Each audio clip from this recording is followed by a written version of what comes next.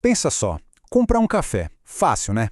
Agora, e se a compra for um equipamento de US$ 1 milhão para um hospital? Pois é, no mundo B2B, ou seja, de empresa para empresa, as coisas são bem diferentes. É quase um labirinto, e é exatamente isso que a gente vai decifrar hoje.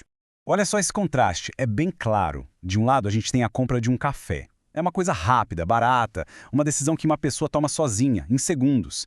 Agora, do outro lado, imagina um hospital inteiro se mobilizando para comprar uma máquina de ressonância magnética. Isso aí é um processo que pode levar meses, custa uma fortuna e, claro, envolve uma equipe enorme. A diferença é absurda, né?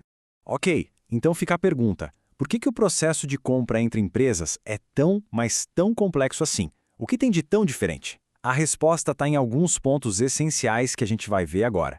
Basicamente, essa complexidade toda pode ser resumida em 3 pontos principais: o valor, o volume e, o mais importante, as várias vozes envolvidas. A gente está falando de grana alta, de grandes quantidades e, olha, de um monte de gente, de áreas diferentes, que precisa entrar em um consenso antes de bater o martelo. Vamos entrar um pouco mais a fundo nisso. Quando a compra tem um valor alto, não tem jeito. Vários departamentos entram na jogada. O financeiro, o pessoal de compras e, claro, quem vai usar o produto no dia a dia. E por causa disso, o processo precisa ser super transparente, muito bem amarrado, afinal, o risco de uma decisão errada é gigante e afeta todo mundo. E para lidar com essa confusão toda, as empresas usam um processo bem metódico, bem estruturado. Funciona mais ou menos assim. Primeiro, elas definem o que é importante na compra, os critérios. Depois, dão um peso para cada critério. Tipo, preço é mais importante que prazo de entrega. Em seguida, dão notas para as ofertas dos concorrentes. E no final, é só fazer uma continha, uma média ponderada, que aponta qual é a melhor escolha.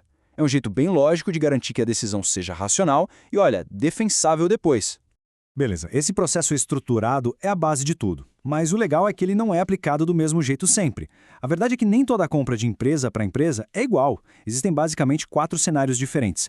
E eles vão desde uma coisinha simples, tipo repetir um pedido, até uma decisão super estratégica e de risco altíssimo. Vamos dar uma olhada em cada um deles. O primeiro cenário, o mais tranquilo de todos, é a recompra direta. Imagina o seguinte: o papel da impressora da empresa acabou. O que o setor de compras faz? Pede mais do mesmo. É o mesmo fornecedor, o mesmo preço, a mesma quantidade. Super simples, rápido, já virou rotina. Agora, subindo um degrau na complexidade, a gente tem a recompra modificada. A empresa ainda quer comprar aquele mesmo tipo de produto, só que com alguma mudança. Sei lá, talvez ela queira negociar um preço melhor, ou um prazo de entrega diferente, ou mudar um detalhe técnico. Já começa a exigir um pouco mais de conversa, de negociação. Lá na outra ponta, no extremo da complexidade, está a nova tarefa. Aqui o bicho pega. Pensa numa universidade que decide do nada instalar painéis solares em todos os prédios. Eles nunca fizeram isso antes. É uma compra caríssima, o risco é altíssimo e a universidade não tem ninguém que entenda do assunto. Vão precisar pesquisar muito, conversar com consultores, ouvir um monte de fornecedores. É um projeto gigantesco. E por fim, tem a compra de sistemas. Nesse caso, a empresa não quer comprar só uma coisinha. Ela quer uma solução completa, de um fornecedor só. É o caso de uma empresa que vai implementar um sistema de gestão, um CRM, por exemplo. Ela não quer só o programa de computador. Ela quer que instalem, que integrem com o que ela já tem, que treinem a equipe, que deem suporte, tudo num pacote só. Essa tabela aqui ajuda a gente a visualizar tudo isso muito bem. Olha só, a recompra direta, baixa complexidade, baixo risco, decisão rápida. Já a nova tarefa e a compra de sistemas estão lá no outro extremo, complexidade e risco lá em cima e o tempo para decidir, claro, é bem mais longo. Ok, já entendemos os cenários. Mas a pergunta de US$ 1 milhão é: quem são as pessoas por trás dessas decisões? E aqui está o pulo do gato. Nunca é uma pessoa só. A decisão acontece dentro de um grupo, que a gente chama de centro de compras. E dentro desse grupo, cada um tem um papel diferente. E esses são os 5 papéis-chave que formam esse tal de centro de compras. Os usuários, os compradores, os influenciadores, os decisores e os guardiões. Sério, entender como essa turma interage é o que define o sucesso ou o fracasso de uma venda. Vamos começar pelos usuários. São eles que dão o start em tudo. São as pessoas que vão de fato usar o produto ou o serviço no dia a dia. Lembra do exemplo do hospital? O usuário é um médico lá da radiologia que chega e fala: gente, a gente precisa de uma máquina de ressonância nova. Aí entram os compradores. Esse é o pessoal do departamento de compras mesmo.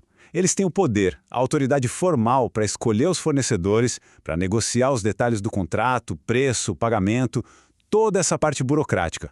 Agora, os influenciadores. Essas figuras são cruciais. Muitas vezes eles trabalham ali nos bastidores, sabe? Eles não assinam o cheque, mas a opinião deles, seja técnica ou financeira, pode mudar todo o jogo.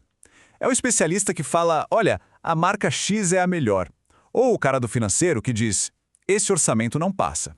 Depois temos os decisores. Bom, o nome já diz tudo, né? São as pessoas que no final das contas batem o martelo.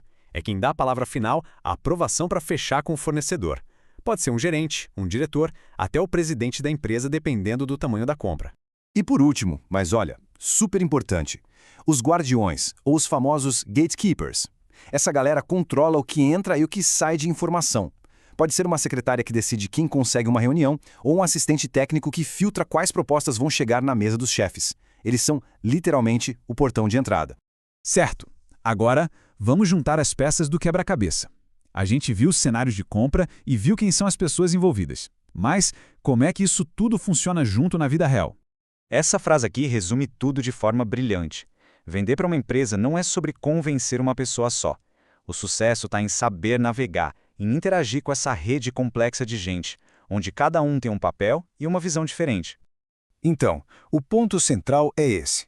Para se dar bem no mundo B2B, o primeiro passo é entender em que cenário de compra a gente está. É uma recompra simples ou uma tarefa totalmente nova? O segundo passo é mapear quem é quem no centro de compras do cliente. Quem é o usuário? Quem é o decisor? A estratégia de venda muda d'água para o vinho dependendo dessas duas coisas.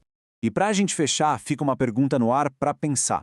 Depois de tudo isso que a gente conversou, em qual desses cenários de compra ter um bom relacionamento, uma confiança de longo prazo com o fornecedor acaba sendo mais importante do que ter o preço mais baixo?